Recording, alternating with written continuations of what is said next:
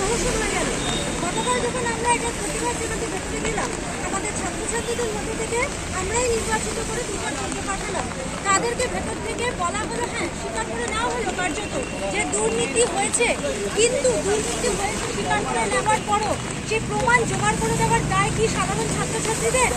আমরা ফর্ম ভরি, আমরা ফিস দেই, নিয়ামক সংস্থা পিএসসি নিয়োগ করবে এবং আমাদের বিশ্বাস ছিল পিএসসি স্বচ্ছভাবে নিয়োগ করবে, কিন্তু আমাদের সেই আশা ভরসায় সমস্ত জল ঢেলে দিয়ে আলু কাটানোর পরে রাস্তায় কোশ্চেন পেপারগুলো বিক্রি হলো, অ্যান্সার কিগুলো বিক্রি হয়ে গেল।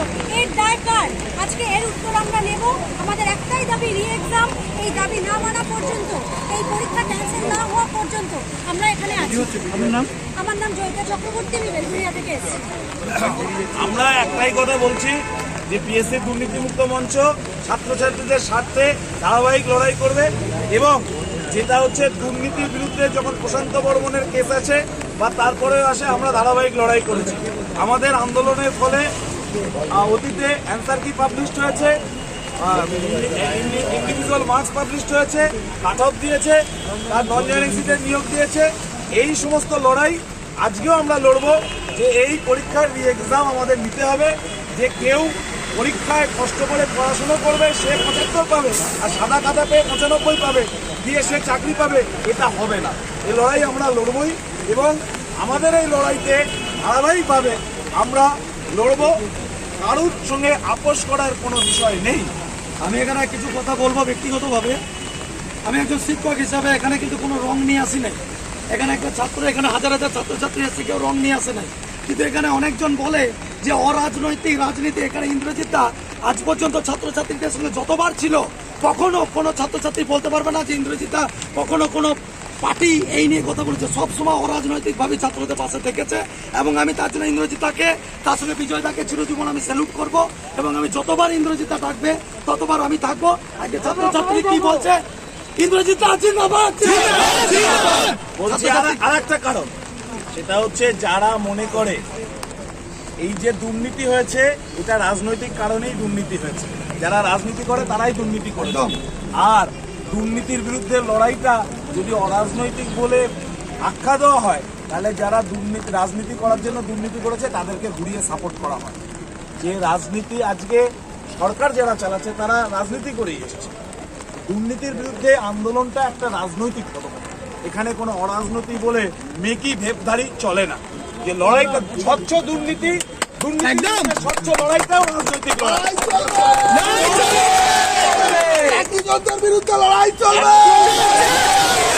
একদল রাজনীতি করার নাম করে চুরি করবে, আর এক দল চুরির বিরুদ্ধে রাজনীতি করবে। দুটো এক না। একদম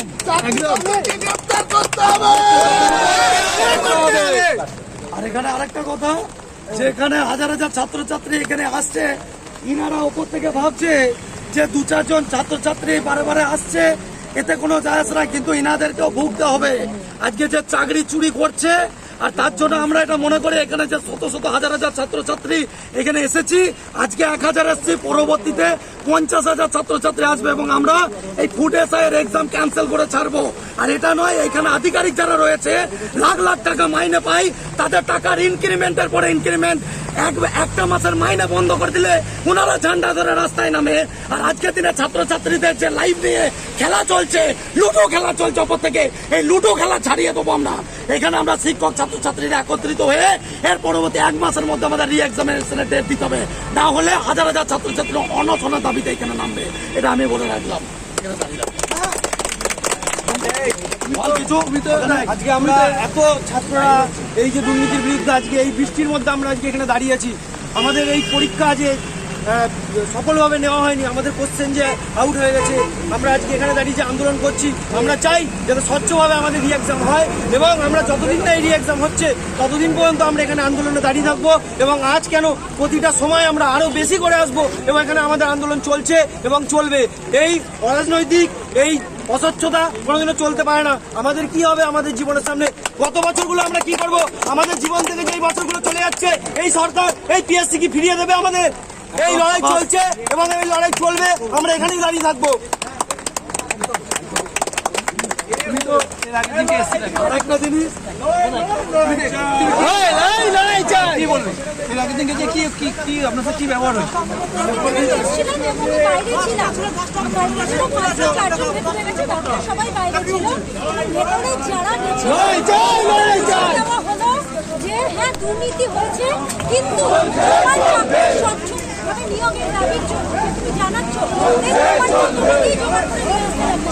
কেন প্রমাণ জোগাড় করে আমাদের? আমরা সিবিআই, আমরা ইডি, আমরা সামান্য ছাত্রছাত্রী, বই কিনি, পড়ি, পরীক্ষা দেই। দুর্নীতি করবে লাভ করা, দুর্নীতি করবে অনেক পশ্চিমবঙ্গের বিক্রি করবে 10,000 30,000 করে। এই টাকা নেবার শুধু পড়তে পারবো, সহ্য করবো, করবো না এই দুর্নীতি সহ্য। আমার নাম জয়িতা চক্রবর্তী।